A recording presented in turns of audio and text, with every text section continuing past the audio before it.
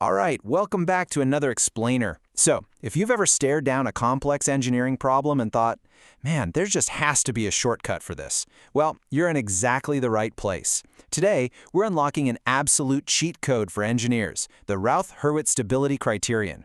We're going to dive deep into exactly how to construct the famous Routh-Hurwitz array table, step by step.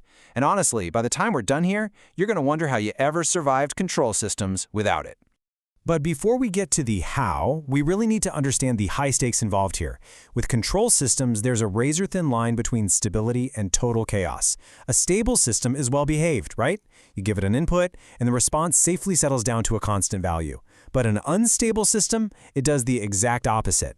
The response grows exponentially over time. It vibrates or accelerates until it literally tears itself apart or fails catastrophically. So as an engineer, keeping your system in that safe, stable zone is priority number one. To tackle this, we're going to follow 6 straightforward steps. We'll hit the stability problem, Routh-Hurwitz to the rescue, the pre-flight check, building the array, calculating the determinants, and finally, reading the results. Let's get into it. Starting off with Section 1, the stability problem. When you're working with a simple, low-order system, like a basic quadratic equation, finding the exact locations of the system's poles is a breeze. You just plug numbers into the quadratic formula and you're done. But real-world engineering? Yeah, it's rarely that simple. When you're dealing with high-order systems, like a characteristic equation to the 4th, 5th, or 6th degree, trying to find those exact complex pole locations by hand is an absolute mathematical nightmare. It is super tedious and incredibly error-prone. But here's the catch. You absolutely have to know where those poles are. It's non-negotiable. For a system to produce a safe, bounded output, every single one of its poles must sit firmly on the left-hand side of the S-plane. If even one pole sneaks over to the right-hand side, the entire system goes unstable. And if you have complex conjugate poles, you get an oscillatory response, meaning the system vibrates. We absolutely must know if anything is hiding on that dangerous right-hand side. Which brings us to Section 2, Routh-Hurwitz to the rescue. I absolutely love this quote from our source material. The Routh-Hurwitz criterion is defined as a simple method to estimate the stability of the system without having to calculate the values of the poles. Without having to calculate them, that's the magic phrase right there. It gives us the exact conditions to figure out if there are poles on the right side of the plane without ever forcing us to do the agonizing algebra to find out exactly where they are. Applying this is actually super elegant. It boils down to 4 main steps. Step 1. Obtain the characteristic equation of your closed-loop system. Step 2. Check the polarity. Step 3. Construct the Routh array itself. And Step 4. Examine the first column of that array. It's a beautifully systematic process. All right, Section 3, the pre-flight check.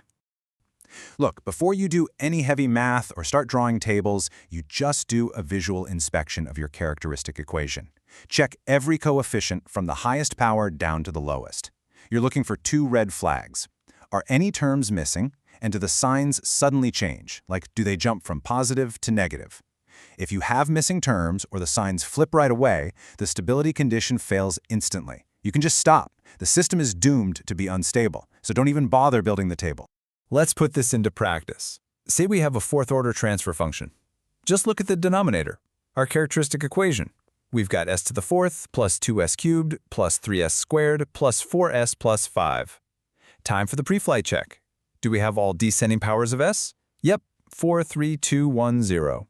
Are all the coefficients positive? Yes, 1, 2, 3, 4, 5. They all have positive polarity. So we pass the pre-flight check, the necessity condition is totally fulfilled, and we are officially cleared for takeoff to build this array. Okay, moving to Section 4, building the array. The foundational structure of this table is brilliant. On the far left, you draw a single column. In this column, you list the powers of s from your equation, just ascending sequentially. So for our 4th-order equation, it's s to the 4th, s to the 3rd, s to the 2nd, s to the 1st, and finally s to the 0. That left column perfectly dictates exactly how many rows your final array is going to have. Now to seed the table and get things moving, you grab the coefficients from your characteristic equation and drop them straight into the first 2 rows. But, and this is super important, you don't write them straight across from left to right. You do it in a zigzag alternating pattern. The first coefficient goes in row 1, column 1. The second drops down to row 2, column 1. The third bounces back up to row 1, column 2. The fourth goes down to row 2, column 2, and so on. These 2 rows are the foundation for literally everything we're about to do. Which takes us to Section 5, calculating the determinants. So how do we fill in all those empty cells below the first two rows? Well, we use a modified determinant. If you recall from linear algebra, a determinant is just a value calculated from a matrix. Here, we're using a very specific cross-multiplication pattern to generate every single subsequent row, based entirely on the two rows right above it. This right here is your master key formula. To find a new element, always look at the block of numbers in the two rows directly above it. You take the element in the lower left, multiply it by the upper right, subtract the upper left times the lower right, and then, don't forget this part, divide that whole result by that original lower left element. It's a highly precise, repeating cross-multiplication pattern. When you expand this formula out for elements like A1, A2, and B1, you really see it in action. The best part is, as long as you stick to that exact pattern, always anchoring to the first column and dividing by that lower left term, you can rapidly populate the whole table all the way down to the s to the 0 row. Once you do it a few times, it honestly just becomes mechanical. And finally, section 6, reading the results. The array is fully built, right? But here's the crazy part. Even though you just filled out an entire table of numbers, the ultimate fate of your system's stability relies strictly on inspecting one specific area.